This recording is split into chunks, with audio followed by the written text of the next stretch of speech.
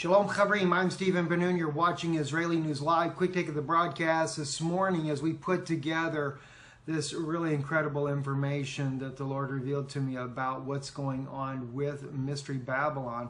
And one thing too, I will clarify today as I do this broadcast about my stance on the Orthodox community and that of being involved in the military. I know some people think, well, gosh, Steve, you're not standing with Israel. No, I'm definitely standing with Israel. I believe that the Jewish community should defend Israel from the outside invading forces that have been trying to topple the country for years, for decades, in fact. Not just the fact that, we have to be a nation that stands together. We have to be a people, an Israelite. We are Israelites, not just Jewish. We're not just three tribes, the Levites, the house of Judah, and the house of Benjamin, the tribe of Benjamin that are together. But we are all Israelites, and we all need to come home. We're going to go into that later today, though. First, I wanted to share with you real quick, breaking this morning. 2 Russian submarines fired cruise missiles from the Mediterranean hitting ISIS targets in Syria. That's Deir Zor, where this is happening at right now. And there was 7 cruise missiles, and all were fired. The Russian government has released this video footage here showing actually what took place there. As they give the command to go ahead to fire the cruise missiles at the targets inside of Deir Zor.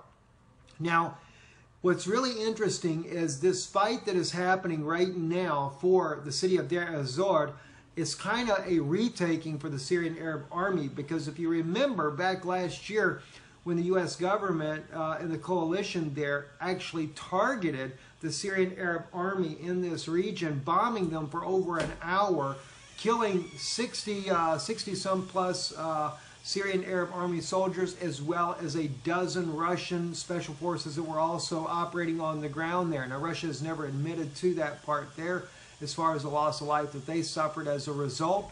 Russia was on the phone, of course, back then as well, trying to get the U.S. coalition to stop the bombing. The U.S. later apologized that they were targeting ISIS. I guess, as the old saying goes, my father used to always say, it's easier to get forgiveness than it is to get permission. So this is exactly what was happening. And, of course, ISIS had a major advance on Deir Zor as a result of the U.S. coalition bombing the Syrian Arab army. So they have now come back, and they've been able to regain this part that they were trying to take. And this here being a map here of Deir Zor on there now. And the Syrian Arab army has pushed down towards the river here. We're going to look at that in just a moment here. Let's take a look real quick. The Syrian Arab army has pushed down towards the river on the north side of the city.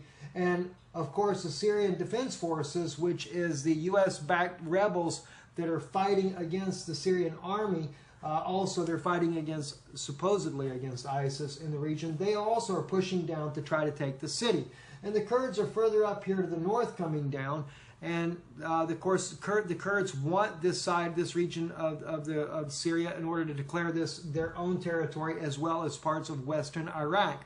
I think this is why the Iraqis have been involved in helping the Syrian Arab army to stop the Kurds from actually getting their own state. And Israel supporting the Kurds for their own state. I actually support the Kurds for their own region as well.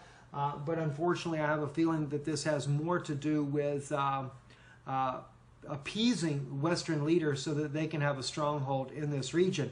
And it's going to be, as we bring this out later today, this is not just about Deir Zor. This is about Babylonian kingdom trying to revive its entire domain from the Euphrates River, as you can see right here, the Euphrates River, all the way over here to the Nile River in Egypt there. This was all a Babylonian territory. Even though Israel existed as a state back then as well, the Babylonians actually controlled it, and Babylon once again is controlling this region as well. So, but as well here on Jake Godin, he posted on his Twitter account here where the U.S. is responding a statement from the on the deconfliction zone that Russia and the Syrian Defense Forces and the Syrian regime started to converge along the Mediterranean, the middle of the Euphrates River.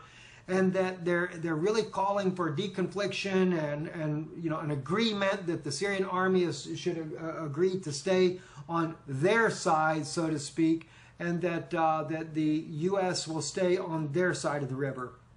That's exactly what's happening right now. They both have pushed in there And it's kind of interesting that the Syrian Defense Forces, instead of pushing maybe some other part, they pushed right directly down towards the Syrian Arab army there, definitely as a gesture to say, you're not crossing this line. Now Russia, though, their cruise missiles landed here in the southeastern part of Deir ez-Zor. Let me pull that back over here for you, just so we can see this once again. Let me get to the right place here. And they are really pushing to take this part of the region once again here in Syria. And very troubling indeed that Deir ez-Zor is that there is such a battle for this, and that the sovereignty of the country of Syria is not being respected at all.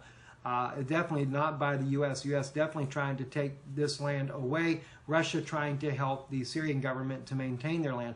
But in reality, both sides actually have their own interests. Russia has the interest in the oil as well as the United States, and both of them using different sides of the battle here in order to secure that for their own future. But we're going to find out in our next broadcast here, as we begin to look and unravel the prophetic side of what's happening here. It is clearly the revived Babylonian, revived Roman empires gaining complete control of the region. And it's not going to stop. Believe me, the U.S. coalition is not going to stop and be happy with just helping the Kurds out on the eastern side of the river. The ultimate goal is going to be to topple Bashar al-Assad and to take all of Syria in order to take all the way to the Euphrates. This is why we've seen the Arab Spring in Egypt. We'll go into that later after this broadcast here. I'm Stephen Ben-Nun. You're watching Israeli News Live. Thank you for tuning in, and don't forget to share this with everyone you possibly can. Shalom.